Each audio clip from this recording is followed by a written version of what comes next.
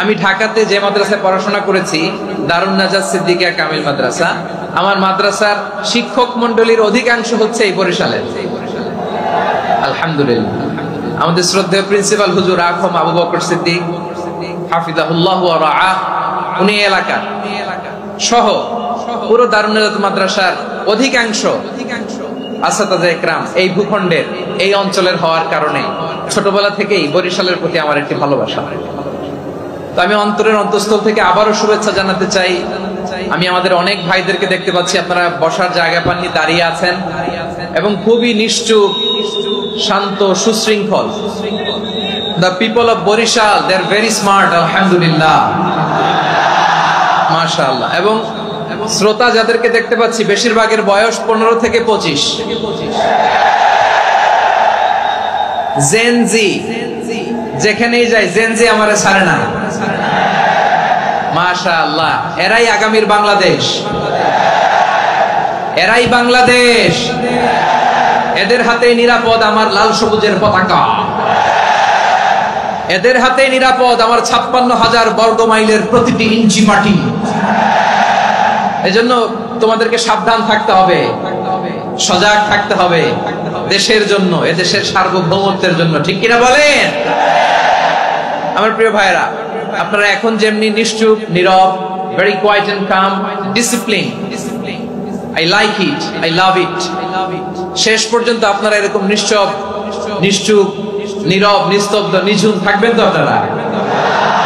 মাশাআল্লাহ। আমি খুব লম্বা চূড়া সময় নেব না, অনেক আলোচনা হয়েছে, আমি পাশেই ছিলাম, আমি দুপুরেই চলে এসেছি, আমি শুনছিলাম আলোচনাগুলো, অসাধারণ আলোচনা হয়েছে। আসলে আলোচনা হওয়া দরকার অল্প, ইবাদত আর আমল হওয়া দরকার বেশি, ঠিক কিনা? কিয়ামতের একটা আলামত হচ্ছে খুতুবুকুম তাওয়িলা ওয়া সালাওয়াতুকুম কাসীরা। কিয়ামতের আগে আমাদের বক্তব্য হয়ে যাবে লম্বা। Your speech will be longer and your salah will be very shorter. বক্তব্য হবে লম্বা, সালাত হবে খাটো। এই নমুনা বর্তমানে আছে না নাই? ঘন্টার পর ঘন্টা, তাও তৃপ্তি মিটে না। অনেক জায়গায় রাত পর্যন্ত, মিডনাইট পর্যন্ত, মধ্যরাত পর্যন্ত আলোচনা হয়। এটা ঠিক নয়। বক্তব্য হবে একেবারে gist, cream of the creams, একেবারে ক্রিম কথাটা আলোচক উপস্থাপন করবে। হেদায়েত দেওয়ার মালিক কে? ইন্নাকা লা তাহদি মান আহবাবতা ওয়ালাকিন্নাল্লাহা ইয়াহদি মান ইয়াশা।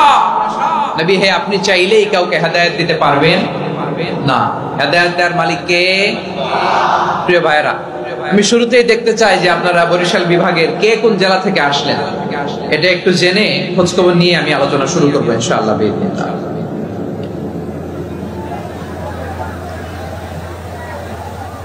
প্রিয় ভাইরা, আমি দেখতে চাচ্ছি আপনাদের এই বরিশাল বিভাগের ভোলা জেলা আছে না একটা, দ্বীপ জেলা, ওখান থেকে কেউ আসতে পারছেন নাকি? হ্যাঁ, আল্লাহু আকবার, আসছে তো, ওই যে হাত দেখা যাচ্ছে। সর্বনাশ, মাশাআল্লাহ, ঠিক আছে, আল্লাহ আমার ভাইদেরকে তুমি কবুল করো। বরগুনা জেলা থেকে কেউ এসেছেন আজকের প্রোগ্রামে? ইয়া সালাম, মাশাআল্লাহ, মাশাআল্লাহ, ওয়েলকাম, ওয়েলকাম, ঠিক আছে। পিরোজপুর জেলার কেউ এসেছেন? পিরোজপুর জেলা থেকে মাশাআল্লাহ অনেক ভাইরা এসেছেন। ঝালকাঠি, মাশাআল্লাহ, ঝালকাঠির অনেক আসছে। তারপর বরিশাল জেলা থেকে কারা কারা এসেছেন? বরিশাল, মাশাআল্লাহ, তাবারাকাল্লাহ। এবার পটুয়াখালী জেলার কারা কারা দেখি? মাশাআল্লাহ, মাশাআল্লাহ, মাশাআল্লাহ। আল্লাহ তুমি কবুল করো, আল্লাহ তুমি কবুল করো। লিল্লাহি তাকবীর, লিল্লাহি তাকবীর, লিল্লাহি তাকবীর। হাত নামান। প্রিয় ভাইরা, আসুন আমরা কাল বিলম্ব না করে আজকের পটুয়াখালী জেলা শহরের, মাশাআল্লাহ, ওই যে লক্ষ্মীপুর থেকে আমাদের ভাই এসে প্লেকার্ড নিয়ে দাঁড়াইছে, ঠিক আছে, প্লেকার্ড দেখেছি, ফি আমানিল্লাহ। আচ্ছা, বরিশাল বিভাগের বাইরে থেকে কারা কারা আসছেন দেখি, কেউ আছেন কিনা? মাশাআল্লাহ, অনেক অনেক অনেক, মাশাআল্লাহ, আল্লাহ কবুল করুন, আল্লাহ কবুল করুন, ফি আমানিল্লাহ। চাঁদপুর, ঠিক আছে, ঠিক আছে, হ্যাঁ, ইলিশের বাড়ি চাঁদপুর, ঠিক আছে, মাশাআল্লাহ। বসুন, বসুন। সম্মানিত ভাইরা, আসুন আমরা মূল আলোচনার দিকে চলে যাই। আজকে আমরা যে টপিকটা নিয়ে আলোচনা করব সেটা হচ্ছে, আমরা যে জীবনে বিপদে পড়ি, আমরা বিপদে পড়লে আমাদেরকে উদ্ধার করে কে? আল্লাহ ছাড়া আমাদের বাঁচানোর কেউ আছে? উদ্ধার করার কেউ আছে? রক্ষা করার কেউ আছে? এজন্য বিপদে পড়লে আমরা চাইবো কার কাছে? আমাদের যাই দরকার হোক আমরা ফরিয়াদ করব কার কাছে? নাকি মাজারে যেয়ে চাবেন? মাজারে যেয়ে চাবেন? অনেকে তো মাজারে যেয়ে কপাল ঘষে, আছে না নাই? মাজারে যেয়ে সন্তান চায়, আছে? এই এলাকায় নাই, এলাকার লোকদের আকীদা খালেস আমি জানি। মাজারে যেয়ে কপাল ঘষে আর সন্তান চায়। আচ্ছা, মাজারে গেলে সন্তান পাওয়া যায়? আচ্ছা, মাজারে না গেলে যদি বাচ্চা না হতো, গরু ছাগলের যে বাচ্চা হয় ওরা কোন মাজারে মানত করে বলেন? কথা কি বুঝতেছেন? এই যে প্রতি বছর গরু ছাগল ভেড়া এগুলো যে বাচ্চা দেয়, এরা কোন মাজারে যে মানত করে? এজন্য চাইতে হবে একজনের কাছে, তিনি কে? আমার প্রিয় পটুয়াখালীবাসী, মাজার জিয়ারত করা সুন্নাহ। আমরা মাজার জিয়ারত করব, আল্লাহ ওয়ালাদের কবরে যাব, আমরা সেখানে যে সালাম দিব, দোয়া করব, নিজের জন্য করব, কবরে শুয়ে থাকা মাইয়েতের জন্য করব, পুরো মুসলিম উম্মার জন্য করব। কিন্তু কবরে যিনি শুয়ে আছে ওই বাবার কাছে সন্তান চাওয়া যাবে? চাকরি চাওয়া যাবে? সফলতা চাওয়া যাবে? সফলতা দেয় কে? সবাই বলেন নাই, আওয়াজ করে বলেন, সফলতা দেওয়ার মালিক কে? একথাই রব্বুল আলামিন বলেন, ওয়া ইয়ামসাসকাল্লাহু বিদুররিন ফালা কাশিফা লাহু ইল্লা হু ওয়া ইয়ুরিদকা বিখাইরিন ফালা রাদ্দা লিফাদলি يصيب به من يشاء من عباده وهو الغفور الرحيم الله أكبر আল্লাহ বললেন, ওয়া ইয়ামসাসকাল্লাহু বিদুররিন ফালা কাশিফা লাহু ইল্লা হু। আল্লাহ যদি তোমাকে কোনো বিপদ স্পর্শ করায়, আল্লাহ যদি তোমারে কোনো বিপদে ফেলে দেয়, ওই বিপদ থেকে উদ্ধার করার তিনি ছাড়া আর কেউ নাই। জোরে বলেন ঠিক কিনা? তিনি যদি কোনো বিপদে ফেলেন, তিনি ছাড়া বিপদ থেকে উদ্ধার করার কেউ নাই। আর তিনি যদি তোমার প্রতি কোনো অনুগ্রহ করতে চান, ওই অনুগ্রহ ঠেকিয়ে দেওয়ার ক্ষমতাও কারো নাই। আল্লাহ যদি আপনার সফলতা দিতে চায়, পৃথিবীর কোন শক্তি ওই সফলতাকে থামাতে পারে? এজন্য আল্লাহ বললেন, খবরদার, চিন্তার আকীদা খালিস করে নাও। ওয়া ইয়ামসাসকাল্লাহু বিদুররিন ফালা কাশিফা লাহু ইল্লা হু। আল্লাহ বিপদে ফেললে বিপদ থেকে উদ্ধার করার কেউ থাকে না। আর আল্লাহ যদি তোমার প্রতি দয়া দেখাতে চান, অনুগ্রহ করতে চান, ওই অনুগ্রহকে প্রতিরোধ করার মতো ক্ষমতা কারো নাই। তিনি তার বান্দাদের মধ্য থেকে যাকে ইচ্ছা তাকে দেন, যত ইচ্ছা তত দেন। তিনি ক্ষমাশীল, তিনি মেহেরবান। সুবহানাল্লাহ।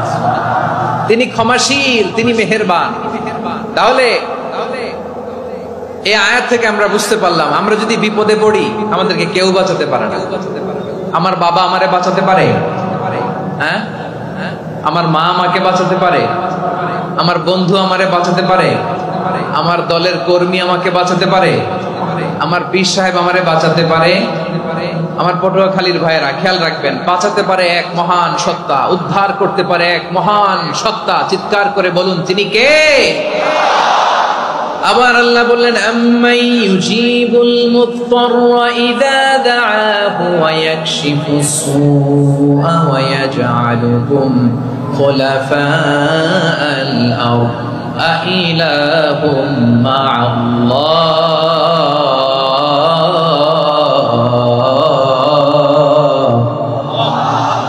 ক্বালিলাম মা তাযাক্কারুন। রব্বুল আলামিন বলেন, বিপদে পড়ে কাতর কণ্ঠে চিন্তাগ্রস্ত হয়ে যখন কেউ ফরিয়াদি হয়ে আল্লাহর ডাকে হাত তোলে, তখন এই ব্যক্তির ডাকে সাড়া দেয় কে?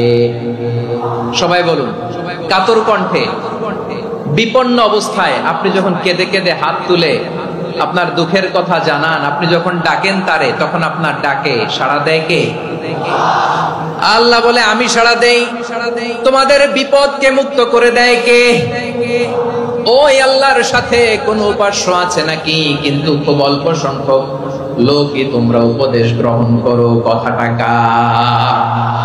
তাহলে বিপন্ন মানবতা যখন কাঁদে, মানুষ যখন বিপদে পড়ে নিরুপায় হয়ে ফরিয়াদ করে, তার ডাক শোনার কেউ নাই একজন ছাড়া। চিল্লায় বলেন তো তিনি কে? এজন্য আমরা ফরিয়াদের হাত কার দিকে তুলবো? প্রিয় পটুয়াখালী বলেন, ফরিয়াদের দুটো হাত আমরা কার দিকে তুলবো? এবং খেয়াল রাখতে হবে, মাথার সাথে সেট করে নিতে হবে, আল্লাহ ছাড়া আমাকে উদ্ধার করার কেউ নাই। এই পৃথিবীতে কেউ আপন না। প্রিয় ভাইরা, বিপদে বললে বোঝা যায় কেউ আপন না। আপন শুধু একজন মহান সত্তা, তিনি কে? এটা কি আপনারা খেয়াল রাখতে পারবেন? হ্যাঁ, বিপদে আপদে কেউ আমাদের বাঁচাতে পারে না, তরাতে পারে না, মুক্তি দিতে পারে না, উদ্ধার করতে পারে না, একমাত্র আমার প্রভু ছাড়া, আল্লাহ ছাড়া। চিল্লায় বলেন ঠিক কিনা? এবং প্রিয় পটুয়াখালীর ভাইয়েরা, মাথার সাথে এটা সেট করে নিতে হবে যে আমাদের পুরো জীবনটাই পরীক্ষা। পুরো জীবনটাই কি? The life is a test. পুরো জীবনটাই পরীক্ষা। এই জীবনে বিপদ আসবে, আপদ আসবে, পরীক্ষা আসবে, সবার জীবনে এটা থাকে। এক একজনের পরীক্ষা এক এক রকম। আমার পরীক্ষা একরকম, মাসুদ ভাইয়ের পরীক্ষা একরকম, চৌধুরী সাহেবের পরীক্ষা একরকম, আপনার পরীক্ষা একরকম, ওনার পরীক্ষা আবার আরেক রকম। পুরো পৃথিবীটাই পরীক্ষা ক্ষেত্র, সবাই পরীক্ষা দিচ্ছি, কিন্তু কারো পরীক্ষা প্রশ্নের সাথে কারোটার মিল নাই। সুবহানাল্লাহ পড়বেন না? পুরোটাই পরীক্ষা ক্ষেত্র, সবাই পরীক্ষার্থী, কিন্তু প্রশ্নপত্র একটার সাথে আরেকটা মিলে না। One doesn't match the other. একজনেরটার সাথে আরেকজনেরটা মিলে না। কাউকে আল্লাহ তাআলা ধনী বানিয়ে পরীক্ষা করেন। কি বানিয়ে?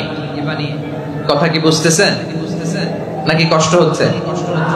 কষ্ট হচ্ছে আপনাদের? কাউকে আল্লাহ ধনী বানিয়ে পরীক্ষা করেন, আবার কাউকে আল্লাহ তাআলা গরিব বানিয়ে পরীক্ষা করেন, কাউকে আল্লাহ অসুস্থ বানিয়ে পরীক্ষা করেন। কেউ দেখবেন যে দুরারোগ্য ব্যাধিতে আক্রান্ত, ডাক্তার বলেছে আর সময় নাই, দুরারোগ্য ব্যাধি, ক্যান্সার, যার নেই কোনো অ্যান্সার, তার জন্য পরীক্ষা হচ্ছে এই রোগ। আরেক লোক দেখবেন তার আবার রোগ বালাই নাই, মাশাআল্লাহ, তাকে আল্লাহ তাআলা আর্থিক দৈন্যতা, দারিদ্রতা দিয়ে পরীক্ষা করছেন। এরকম আছে না নাই? টাকা পয়সা নাই, দিন আনে দিন খায়, যা আছে তাতে চলে না, এটা তার জন্য পরীক্ষা। আবার আরেক শ্রেণীর লোক দেখবেন তাকে আল্লাহ অসুস্থতাও দেয় নাই, দারিদ্রতাও দেয় নাই, তার দাম্পত্য জীবনের সমস্যা আছে না নাই? স্ত্রী কথা শোনে না, অথবা ছেলে মেয়ে কথা শোনে না। তাহলে পরীক্ষা সবার জীবনে আছে, এক একজনের পরীক্ষাটা এক এক রকম। আল্লাহ তাআলা দেখতে চায় যে এই পরীক্ষার সময় আমরা কিরকম রেসপন্স করি, how to deal with the test, কিভাবে এই বিপদ আপদ পরীক্ষাগুলোকে আমরা হ্যান্ডেল করব, ডিল করব। এটা হচ্ছে আজকের আলোচনার বিষয়। বুঝতে পেরেছেন সবাই? আমার প্রিয় ভাইয়েরা, তাহলে পরীক্ষাময় আমাদের জীবন, বিপদ আপদ পরীক্ষা, এটা মানুষের পিছু ছাড়ে না। সবার জীবনে পরীক্ষা আছে, নবীদের জীবনেও পরীক্ষা ছিল। সাহাবারা জিজ্ঞেস করেছেন, ইয়া রাসূলুল্লাহ, আইয়ুন নাসি আশাদ্দু বালাআন ফিদ দুনিয়া, এই দুনিয়ার বুকে কাদের পরীক্ষা সবচেয়ে বেশি? বিশ্বনবী বলেছেন, আল আম্বিয়া। এই পৃথিবীতে সবচেয়ে বেশি পরীক্ষা আল্লাহ তাআলা নিয়ে থাকেন নবীদের। কাদের? নবীদের। সুম্মাল আমসাল ফাল আমসাল, এরপরে নবীদের পরের স্তরে যারা, তাদের পরীক্ষা। এরপরে তাদের পরের স্তরে যারা, তাদের পরীক্ষা। সিদ্দিকীনদের, শুহাদাদের, সালিহিনদের, আল্লাহওয়ালাদের। যার ঈমান যত মজবুত, তার জীবনে পরীক্ষাও তত বেশি। চিল্লায় বলেন ঠিক কিনা? তাহলে মুমিনরা, বিশ্বাসীরা, আমরা কি পরীক্ষা বিপদ আপদে ভয় পাই? হ্যাঁ, বিপদ দেখলে ভয় লাগে আপনাদের? ভয় লাগে? হ্যাঁ, না, মুমিনরা বিপদে ভয় পায় না, তারা হতাশ হয় না, সুবহানাল্লাহ, তারা নিরাশ হয় না। বিশ্বাসীরা হাল ছেড়ে দেয় না, তারা ভরসা রাখে একজনের উপর। চিল্লায় বলতে হবে তিনি কে?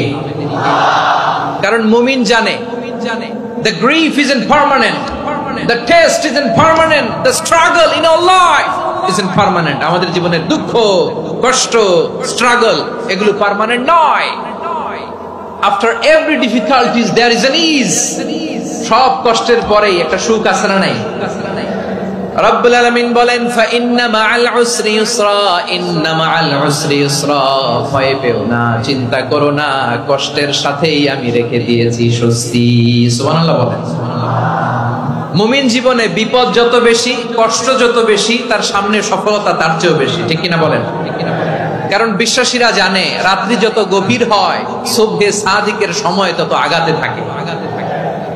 গর্ভবতী নারীর পেটের ব্যথা যত বাড়তে থাকে, ঘরে নতুন মেহমান আগমনের সময় ঘনাতে থাকে। মুমিনদের উপর বিপদ, অত্যাচার, আপদ, পরীক্ষা যত বাড়তে থাকে, কালেমার পতাকা উড্ডয়নের সময় কাছে আসতে থাকে। বিশ্বাসীদের এগুলো হিসাব মিলানো অনেক আগে, এগুলো অনেক আগে হিসাব মিলানো। দুঃখের আধার শেষে সুখের আলো মিটি মিটি হাসে। চিল্লায় বলেন ঠিক কিনা? দুঃখের আধার শেষে আলোর প্রভাত হাসে, হতাশার কালো মেঘে যায় গো ভেসে, হতাশার কালো মেঘে যায় গো ভেসে।